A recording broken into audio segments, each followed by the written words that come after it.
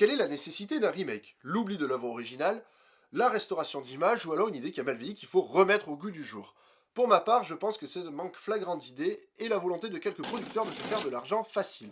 Le cas Carrie a déjà eu droit à une adaptation par Brian De Palma en 1975, ainsi qu'une suite Carrie de la haine qui n'est vraiment pas terrible, et une adaptation télévisée avec Angela Bettis dans le rôle de Carrie. Alors pourquoi en faire un remake aujourd'hui? Le premier succès de Stephen King, qui n'a failli jamais voir le jour, il l'a jeté au bout de 3 pages et c'est sa femme qui l'a convaincu de continuer, a donc droit à un remake aujourd'hui avec Carrie la Vengeance de Kimberly Peirce.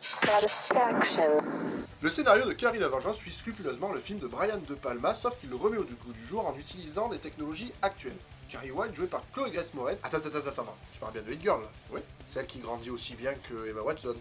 Oui, elle doit jouer de moche. Oui, mais ils l'ont bien maquillée, j'espère. Non. Tu te fous de ma gueule? Rien ne te choque là? Ouais, mais ah, tu fais chier. Dans ton placard tout de suite. Carrie White est donc une lycéenne dont la mère est une folle de Dieu. Mise à part durant les cours, c'est dans les douches de son bahut qu'elle va se rendre compte qu'elle a ses règles pour la première fois en ne sachant pas ce que c'est. Affolée, elle va appeler de l'aide auprès de ses camarades qui vont lui balancer des tampons à la gueule en lui répétant « bouge-toi ça, bouge-toi ça, bouge-toi ça ». Entre-temps, Carrie se découvre des pouvoirs de télékinésie. C'est vachement bien la télékinésie, parce que tu peux choper la télécommande quand tu es dans ton canapé, tu peux changer le rouleau de PQ quand tu t'aperçois qu'il est vide un peu trop tard, ou tu peux même faire Aladdin sur ton lit. Ce rêve bleu. Enfin bref, elle peut faire voler des objets et des gens. Alors qu'elle est invitée au bal par le petit ami d'une repentante, l'instigatrice du mauvais coup dans les douches se fait évincer et décide de se venger lors du bal. A la fin, Carrie en a gros sur la patate, on peut dire que Carrie il bout. Si l'histoire reste fidèle à l'original, reprenant même certains plans, le film est vraiment trop aseptisé. La faute aux producteurs et aux distributeurs qui veulent se faire un max de pognon sur le dos des adolescents et limite donc au moins de 13 ans. Il en ressort une censure évidente et très énervante. On ne verra pas le moindre bout de téton et encore moins une raie du cul. D'ailleurs, la seule scène sexuelle du film est cachée par une magnifique serpillière sur le cul de l'acteur.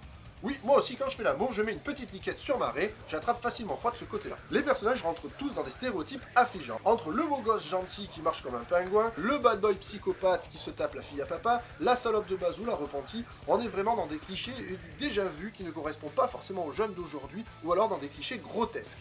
Et puis tous ces personnages sont trop propres sur eux, trop beaux, trop lisses, un peu comme tous les teen movies que l'on voit actuellement, et ça me les broute sévère. Carglass répare, Carglass remplace. D'un point de vue gore, encore une fois, le film étant interdit au moins de 13 ans, on n'aura rien de bien savoureux à se mettre sous la dent.